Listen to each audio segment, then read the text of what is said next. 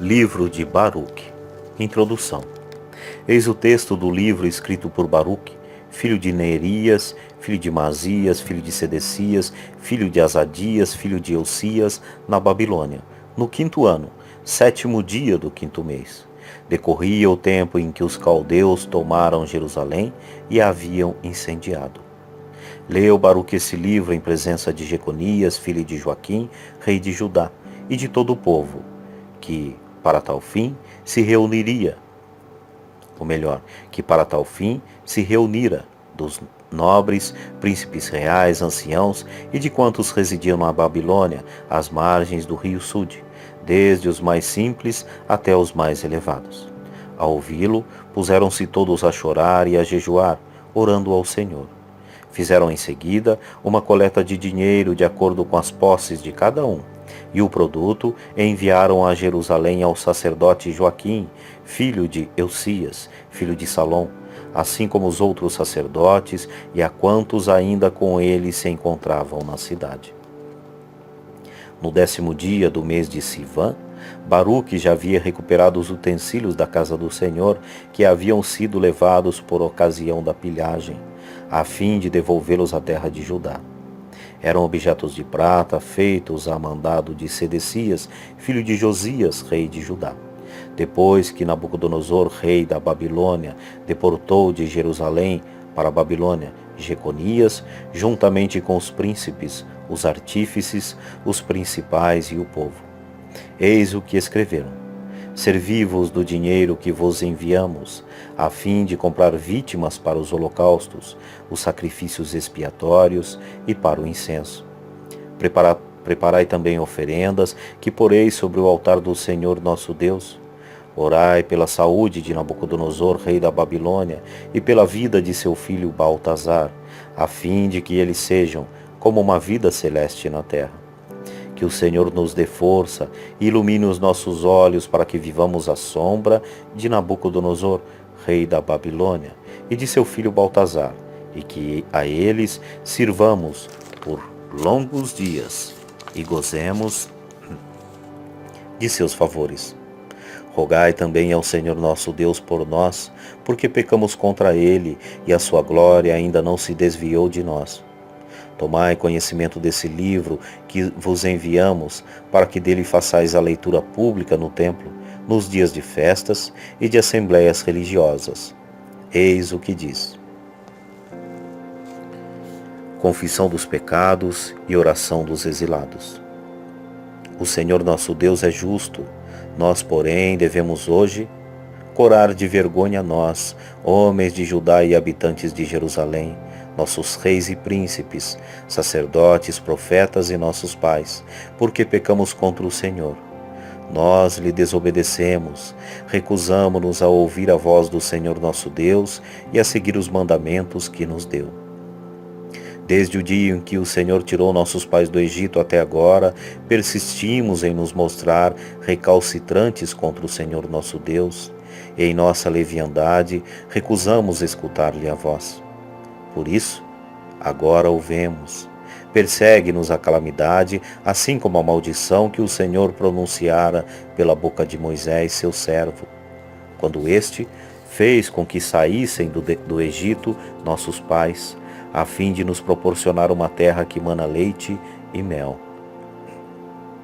Contudo, a despeito dos avisos dos profetas que nos enviou, não escutamos a voz do Senhor nosso Deus. Seguindo cada um de nós as inclinações perversas do coração, servimos a deuses estranhos e praticamos o mal ante os olhos do Senhor nosso Deus. Assim sendo, pôs o Senhor em execução a ameaça que contra nós havia pronunciado, e contra os nossos chefes que governavam Israel, os nossos reis e príncipes, e todo Israel e Judá. A ameaça de lançar sobre nós calamidades, tais como nunca sobre o céu, ocorreram semelhantes ao que se passou em Jerusalém. Foi visto realizar-se o que na lei de Moisés se encontra, chegar cada um de nós a comer a carne do filho ou da filha. Entregou-os ao domínio de todos os reinos que nos cercavam e os tornou objeto de opróbrio e maldição para todos os povos, em cujo meio o Senhor os havia dispersado. Assim, passaram a ser súditos em lugar de senhores, porque cometemos o pecado contra o Senhor nosso Deus e lhe desatendemos a vós. O Senhor nosso Deus é justo. Nós é que hoje devemos corar de pejo, assim como nossos pais. Aconteceram todas as calamidades de que nos ameaçara o Senhor, e nós não tentamos abrandar a cólera do Senhor contra nós, renunciando aos pensamentos perversos de nosso coração. E assim, o Senhor que velava sobre a calamidade desencadeou-a sobre nós. Todavia, o Senhor é justo em todos os acontecimentos que nos impôs, porque nenhuma atenção prestamos ao seu aviso, que consistia em seguir os mandamentos que o Senhor nos havia imposto. E agora, Senhor Deus de Israel, que fizeste sair o povo do Egito pela força de vossa mão, com milagres e prodígios por um efeito do poder de vosso braço, que criastes um nome até hoje, pecamos, é verdade, e procedemos como ímpios, Senhor nosso Deus, praticando o mal contra todos os vossos preceitos.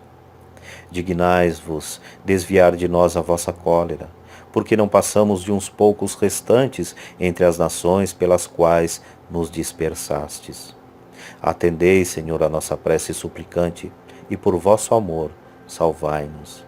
Fazei-nos encontrar perdão ante os olhos daqueles que nos deportaram, a fim de que o mundo saiba que vós sois o Senhor nosso Deus. Porventura, não é de vosso nome que provém o de Israel e de sua linhagem? Lançai, Senhor, o vosso olhar sobre nós, lá do alto de vossa morada santa, e atendei a nossa voz. Inclinai nossos ouvidos, Senhor, ou melhor, inclinai vossos ouvidos, Senhor, a fim de nos ouvir. Abri os vossos olhos e volvei-os sobre nós. Não são os mortos das moradas subterrâneas, cujo sopro lhes desprendeu das entranhas, que rendem glória ao Senhor e louvam sua justiça. E sim, a alma viva, por mais acabrunhada que esteja de tristeza, aquele que caminha curvado e esfalfado, o olhar desfalecido e a alma penar de fome. Estes vos rendem glória e louvam a vossa justiça, ó Senhor. Não é em nome dos méritos de nossos pais e reis que vos apresentamos nossa súplica, Senhor nosso Deus, pois é com razão que desencadeaste sobre nós a vossa cólera e furor, como predissestes por intermédio dos profetas, vossos servos. Eis o que diz o Senhor: dobrai a cerviz e servi ao rei da Babilônia, assim ficareis na terra que dei a vossos pais.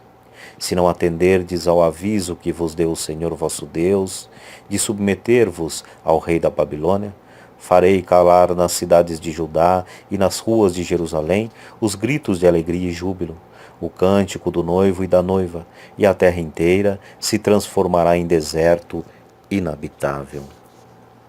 Não escutamos, entretanto, o vosso apelo para que nos submetêssemos ao rei da Babilônia e executássemos a ameaça que havíamos, ou melhor, e executastes a ameaça que havíeis ordenado proferissem os profetas, vossos servos, de que os ossos de nossos reis e pais fossem arrebatados de suas sepulturas. E lá estão eles, expostos ao calor dos dias e ao frio das noites, após a morte de nossos pais, no sofrimento cruel da fome, da espada e da peste. Assim, foi por causa da malícia da casa de Israel e de Judá que reduzistes o povo, que de vós recebeu o nome, ao estado em que hoje se encontra. E ainda foi pela vossa bondade e misericórdia, Senhor nosso Deus, que agiste conosco, como declarastes por intermédio de vosso servo Moisés, no dia em que o impelistes a gravar por escrito a vossa lei na presença dos israelitas. Se não escutardes a minha voz, esta grande e vasta multidão será reduzida a um punhado de homens entre as nações, pelas quais os dispersarei. Bem sei que não me escutam. É um povo recalcitrante, Contudo, na terra do exílio, tomarão a peito esse caso, reconhecendo que sou eu o Senhor e Deus. Eu lhes darei então um coração apto a compreender e dóceis ouvidos. E lá na terra do exílio, eles me renderão louvores e se hão de recordar de meu nome. Ante a lembrança do destino de seus pais que pecaram contra o Senhor, renunciarão às suas obstinações e ao seu perverso proceder. Eu os trarei então para a terra que, sob juramento, havia prometido aos seus pais, Abraão, Isaque e Jacó.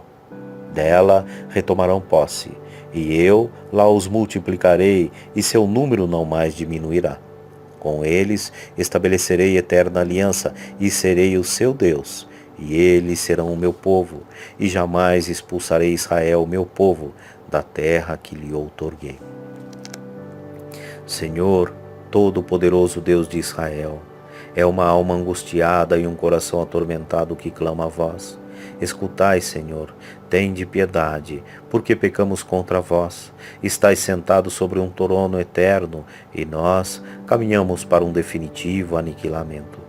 Senhor Todo-Poderoso, Deus de Israel, escutai a prece dos mortos de Israel, dos filhos daqueles que pecaram contra vós, que não atenderam à voz do Senhor seu Deus, e por isso foram levados à desgraça. Não mais tomeis em conta os crimes de nossos pais, lembrai-vos apenas nesta hora do poder de vosso nome. Sois o Senhor nosso Deus, e nós queremos louvar-vos, Senhor. Por esse motivo é que nos inspirastes o temor a vós e a necessidade de vos invocar. Agora, em nosso exílio, vos louvamos, já que o nosso coração renunciou às iniquidades de nossos pais, que contra vós pecaram. Olhai, aqui vivemos em um exílio, para onde nos dispersastes, a fim de sermos objeto de opróbrio, de insultos, de maldições, e para carregarmos o peso das culpas de nossos pais, que haviam abandonado o Senhor nosso Deus.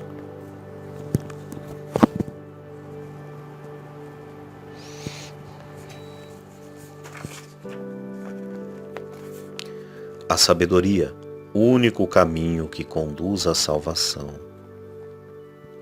Escuta, Israel, os mandamentos de vida, medita, a fim de que aprendas a prudência. Donde vem, Israel, donde vem, que te encontras em terra inimiga, que definhas em solo estranho, passas por imundo, qual cadáver. E és contado entre os ocupantes dos túmulos. Negligenciaste a fonte da sabedoria. Se houvesses caminhado pelas sendas de Deus, poderias habitar para sempre em paz. Aprende onde se acha a prudência, a força e a inteligência, a fim de que saibais ao mesmo tempo onde se encontram a vida longa e a felicidade, o fulgor dos olhos e a paz. Quem jamais encontrou sua morada e penetrou em seus domínios? Onde estão os chefes das nações que domavam os animais da terra e brincavam com as aves do céu, que entesouravam prata e ouro, em quem os homens confiavam e cujos bens são inesgotáveis? Onde estão aqueles que trabalham a prata com dificuldade? Nada resta de suas obras. Desapareceram, desceram à habitação dos mortos e outros subiram ao lugar deles. Os mais jovens viram o dia e habitaram a terra, e não descobriram, porém, o caminho da sabedoria, nem conheceram a senda que ela conduz. Também seus filhos não alcançaram, e longe permaneceram de seu caminho. Dela não se ouviu falar em Canaã, nem foi vista em Temã. Mesmo os filhos de Agar, à procura de prudência terrestre, e os negociantes de Mercã e Temã, os amigos de provérbio e os desejosos de prudência, não puderam conhecer o caminho da sabedoria, nem dela obter informações sobre sua pista. Ó Israel, quão imensa é a casa de Deus, como é vasta a extensão de seus domínios. Sim, é vasta, imensa, ampla, ilimitada. Lá nasceram os famosos gigantes antigos, de estatura imensa e alma de guerreiros. Não os escolheu Deus, nem lhes mostrou o caminho da sabedoria, e por falta da sagacidade pereceram, vítimas da própria estultícia. Quem escalou o céu a fim de procurar a sabedoria e a trouxe para baixo das nuvens? Quem atravessou o mar para encontrá-la e adquiriu ao preço de ouro mais puro? Ninguém conhece o caminho que a ela conduz, nem sabe a pista que lá o possa levar. Somente aquele que tudo sabe a conhece, e por efeito de sua prudência a descobre. Aquele que criou a terra para tempos que não findam, aquele que de animais a povoou, aquele que lança o relâmpago e o faz brilhar, que o chama a ele, bramindo, obedece. Brilham em seus postos as estrelas e se alegram, e a chama e respondem, aqui estamos. E jubilosas refugem para o seu Criador. É Ele, o nosso Deus. Com Ele nenhum outro se compara. Conhece a fundo os caminhos que conduzem à sabedoria, galardoando com ela Jacó, seu servo, e Israel, seu favorecido. Foi então que ela apareceu sobre a terra, onde permanece entre os homens. Ela é o livro dos mandamentos divinos e a lei que subsiste para todo sempre. Todos aqueles que a seguem adquirirão a vida, e os que a abandonam morrerão. Volta para ela, Jacó, abraça-a. Caminha ao seu encontro, ao esplendor de sua luz. Não entregues a outros esta glória, nem relegues esta salvação à nação estrangeira. Ditosos somos nós, Israel, porque a nós foi revelado o que agrada a Deus. Palavras de consolo.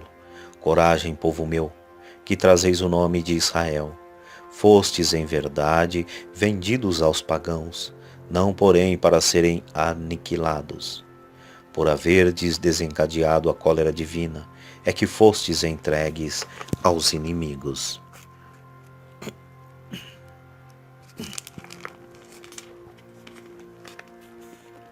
Havíeis exasperado o vosso Criador, ofertando sacrifícios aos demônios e não a Deus. Esquecestes o vosso Criador, o Deus eterno, e contristastes Jerusalém, vossa nutriz. Esta viu precipitar-se sobre vós a ira divina e clamou: escutai, vizinhas de Sião. Fez-me Deus suportar cruel tormento. Assisti à deportação de meus filhos e filhas, que o Eterno lhes infligiu. Eu os educara com alegria, e fui obrigada a deixá-los partir com lágrimas de luto. Que ninguém se regozije com minha viuvez e meu desamparo.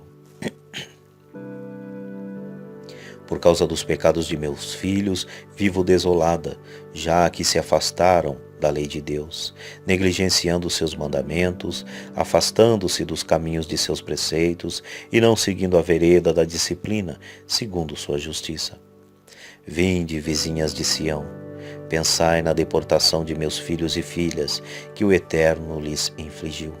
Lançou contra eles um povo longínquo, povo insolente, de linguagem bárbara, sem respeito pelo ancião, sem piedade para com o pequenino. Roubou a viúva os bem-amados, deixando-me sozinha, sem as minhas filhas. E que posso eu fazer por vós? Somente aquele que vos infligiu estes males pode salvar-vos das mãos de vossos inimigos. Ide, filhos meus, ide, quanto a mim, permanecerei na solidão. Tirei minhas vestes dos dias de paz para revestir-me do saco dos suplicantes. Até meu último dia invocarei o Eterno. Coragem, meus filhos, e vós também orai a Deus, a fim de que vos salve da mão poderosa de vossos inimigos. Do Eterno espero a vossa libertação. Espero que do Santo me venha a alegria, pela misericórdia que breve vos será concedida pelo Eterno, vosso Salvador. Entre lágrimas e coberta de luto, deixei-vos partir.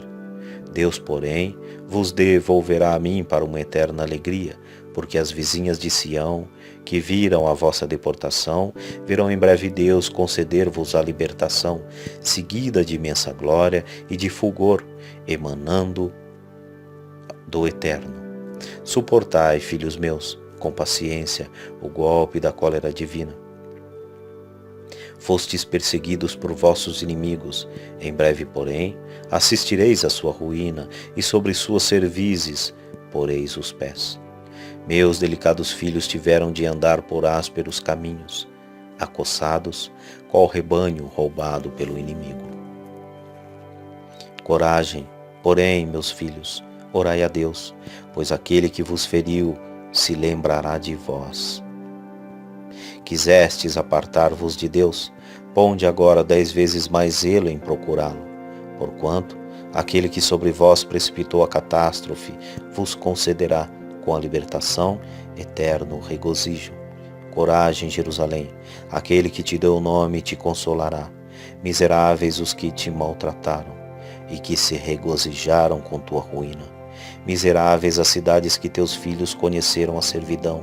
Miserável aquele que conservou teus cativos. Em verdade, assim como se regozijou com tua queda e triunfou quando de tua ruína, assim também vai gemer com a própria desolação. Aniquilarei a altivez de sua numerosa população, e sua arrogância se transformará em luto, porque um fogo constante, vindo do Eterno, a atingirá, e gênios maus vão persegui-la por muito tempo. Jerusalém, volta o teu olhar para o Oriente, vê a alegria que te vem de Deus. Olha, eis que voltam os filhos que virás partir. Chegam do Oriente e do Ocidente a voz do Altíssimo, repletos da alegria que lhes dá a glória de Deus. Tira, Jerusalém, a veste de luto e de miséria, reveste para sempre os adornos da glória divina. Cobre-te com o manto da justiça que vem de Deus e coloca sobre tua cabeça o diadema da glória do Eterno. Deus vai mostrar a terra e sob todos os céus teu esplendor. Eis o nome que te é dado por Deus para todo sempre, paz da justiça e esplendor do temor de Deus. Ergue-te, Jerusalém, galga os cumes e olha para o Oriente. Olha, ao chamado do Altíssimo, reúnem-se teus filhos, desde o poente ao levante, felizes por se haver Deus lembrado deles. Quanto a ti, ou melhor, quando de ti partiram, caminhavam a pé, arrastados pelos inimigos. Deus, porém, te devolve conduzidos com honras, quais príncipes reais. Porque Deus dispôs que sejam abaixados os montes e as colinas, e enchidos os vales, para que se una o solo, para que Israel caminhe com segurança sob a glória divina. As florestas e as árvores de suave fragrância darão sombra a Israel, por ordem do Senhor. Em verdade, é o próprio Deus quem conduz Israel, pleno de júbilo, no esplendor de sua majestade, pela sua justiça, pela sua misericórdia.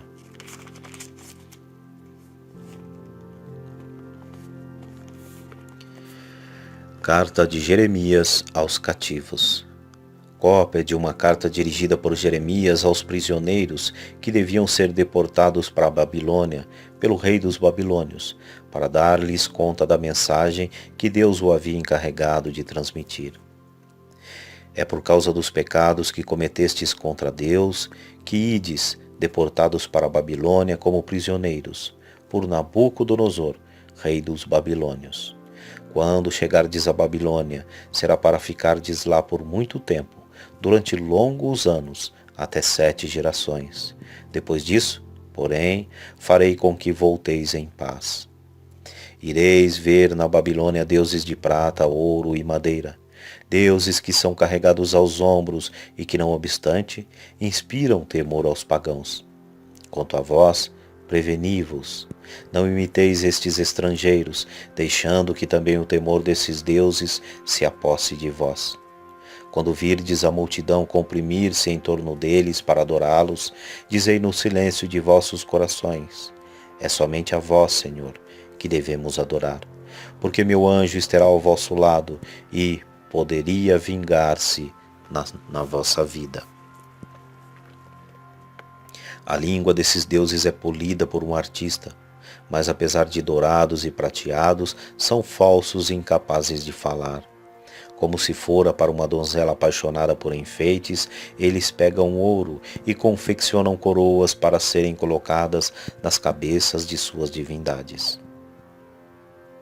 Acontece até que os sacerdotes roubam o ouro e a prata para utilizá-los em proveito próprio ou para presentear prostitutas que mantêm em suas casas. Eles ataviam com lindas vestes, como se fossem homens, esses deuses de prata, de ouro ou de madeira, enquanto estes nem mesmo são capazes de defender-se contra a ferrugem e os vermes. Vestem-nos de púrpura. Precisam, porém, tirar-lhes do rosto a poeira que nele se acumula. Possui o Deus um cetro como se fora governador de província, mas é incapaz de condenar à morte aquele que contra eles se rebelam. Ostenta na mão o machado e a espada, mas nem pode garantir-se contra um inimigo ou um ladrão. E disto se pode concluir que não são deuses. Não tendes por que temê-los. Quando a ferramenta de um homem se quebra, perde a utilidade. Assim também acontece com seus deuses. Se os colocastes num templo, enchessem seus olhos de poeira, erguida pelos pés dos visitantes. Quando o homem ofende o rei, fecham-se atrás dele as portas da prisão, porque vai ser conduzido à morte. Assim, os sacerdotes defendem os templos por meio de portas munidas de fechaduras e ferrolhos, a fim de impedir que ladrões venham roubar os deuses. E acendem mais luzes do que eles mesmos precisam, enquanto que os deuses não podem vê-las, porque são apenas quais vigas de seu templo, cujo coração está também corroído, e eles nem se apercebem dos vermes que fervilham no solo e que vêm devorá-los, assim como suas vestes. Escurece-lhe os rostos a fumaça que desprende do templo. Morcegos, andorinhas e outras aves esvoaçam em torno de seus corpos e gatos saltam sobre eles. De tudo isso, podeis concluir que não são deuses e que tenham respeito, que não são deuses e que nenhum respeito lhe deveis. O ouro que os reveste serve, sem dúvida, para embelezá-los, mas, se não polir o ouro, não brilham, e nem sentiram quando foram fundidos. Foram comprados por preço exorbitante, quando neles nem sequer um sopro de vida existe. Não possuindo pés, devem ser carregados aos ombros, revelando assim a todos a sua ignomínia. Bem mais, porém, seus servos deveriam envergonhar-se, pois se algum Deus vier a cair por terra, não poderá por si mesmo levantar-se. Virá alguém para repô-lo de pé, pois que é incapaz de qualquer movimento. E se o colocarem obliquamente, não poderá erguer-se. São como cadáveres ante as oferendas que lhes trazem. Os sacerdotes, porém, vendem essas ofertas em proveito próprio, e suas mulheres as preparam, sem nada repartir com os pobres e os infelizes. As mulheres, em seu estado de impureza e que deram à luz, tocam nesses sacrifícios. Portanto, bem podeis reconhecer que não são deuses, não tenhais por com eles respeito algum. Como poderiam eles ser chamados de deuses? Pois há mulheres que tomam parte no culto desses ídolos de prata, de ouro e de madeira. E nos seus templos, os sacerdotes assentam-se com as vestes rasgadas, descoberta a cabeça, cabelos e barbas raspados. Gritam e clamam ante seus ídolos, como se fora no festim de um morto. E roubaram-lhe as vestimentas, e com elas presenteiam suas mulheres e filhos. São incapazes de retribuir. Quer se lhes faça um bem ou um mal, nem mesmo poderiam aclamar um rei ou destroná-lo. nem podem dar ricos presentes, nem a mais vil moeda. Se alguém não cumprir os votos que lhes fez, nem podem protestar. Tampouco lhes é dado proteger alguém da morte, como arrancar o fraco das mãos do mais forte. Não possuem o poder de dar vista ao cego, nem de salvar alguém da miséria. Não se compadecem da viúva e nenhum bem fazem ao órfão. Quais pedras da montanha são ídolos de madeira, dourada ou prateada, e seus servos deveriam envergonhar-se deles. Como, pois, crer em tais deuses e assim chamá-los? Os próprios caldeus os afrontam. Quando se lhes apresenta um mudo, levantam-no a Bel, suplicando-lhe que dê voz ao mudo, como se o Deus pudesse ouvir alguma coisa. E embora saibam bem isso, não podem abster-se de agir assim, tão falhos que são de inteligência. Mulheres cingidas de corda vão sentar-se à beira dos caminhos, e aí fazem fumaça, queimando sementes. Quando uma delas é levada por um transeunte e com ele dorme, zomba da vizinha por não haver recebido semelhante honra e não ter sido rompida a sua corda. É apenas mentira tudo quanto se faz perante eles. Como se poderá então acreditar e proclamar que sejam deuses?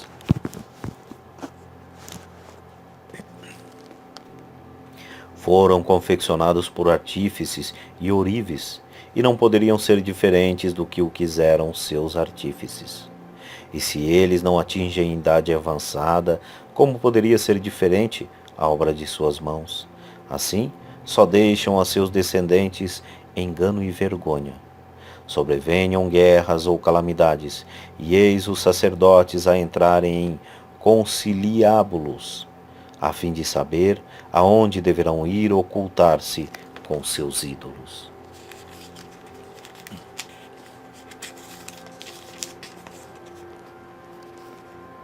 Como acreditar então que sejam deuses aqueles que são incapazes de se salvar da guerra ou de outra qualquer calamidade? Mais tarde, se saberá que os ídolos de madeira dourada ou prateada são apenas engano, e aos olhos de todos os povos e de todos os reis se tornará evidente que não são deuses, mas obras de mãos humanas, já que nada se encontra de divino nele. Como, pois, poderá deixar de se tornar evidente que não são deuses? Eles não podem entronizar um rei num país, nem dar chuva aos homens, nem sequer podem ainda julgar suas contendas, nem protegê-los contra os males que lhes advenham, pois de nenhum poder dispõem, assemelhando-se a gralhas que esvoaçam entre o céu e a terra. Se o fogo atinge o templo desses ídolos de madeira dourada ou prateada, seus sacerdotes procuram salvar-se, pondo-se ao abrigo, enquanto seus deuses são consumidos quais vigias no incêndio, e não poderiam resistir nem a um rei, nem aos inimigos. Como admitir então ao mesmo supor que possam ser tidos por deuses? Esses deuses de madeira prateada e dourada nem mesmo podem defender-se contra os ladrões. Mais fortes que eles, arrebatam-lhes o ouro e a prata, e até as vestes que foram cobertos, e se retiram, sem que os deuses tenham podido defender-se a si mesmos. Melhor que a dos falsos deuses é a condição de um rei, que pode lançar mão de seu poder, ou a de um utensílio doméstico, do qual o dono pode servir-se, ou mesmo a da porta de uma casa, que protege o que dentro dela se encontra, ou ainda a da coluna de madeira no palácio real. O sol, a lua e as estrelas que brilham e se destinam à utilidade dos homens obedecem de boa mente.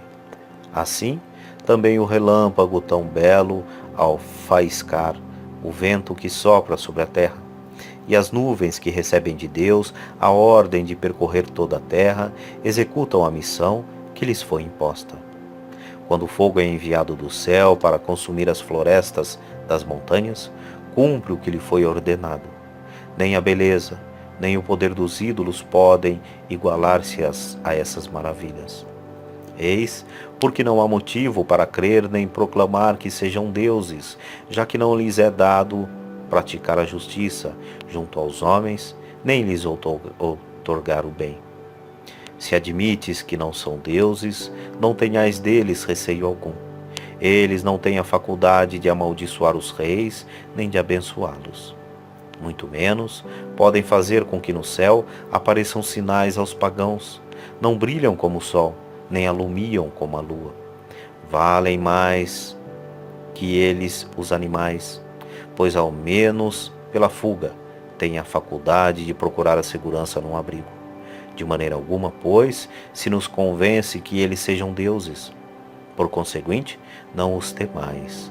Assim como um espantalho em campo de pepinos, esses deuses de madeira dourada ou prateada de nada preservam. Moita de espinhos num jardim, na qual vêm os pássaros pousar, cadáver lançado em lugar tenebroso, eis o que são desses deuses de madeira dourada e prateada. Enfim, pela púrpura e pelo escarlate que sobre eles se desgastam, pode-se reconhecer que não são deuses. Acabarão por ser devorados e se tornarão desonra para sua nação. Melhor é, portanto, a condição de um homem honesto que não tem ídolos, pois assim estará sempre isento de confusão.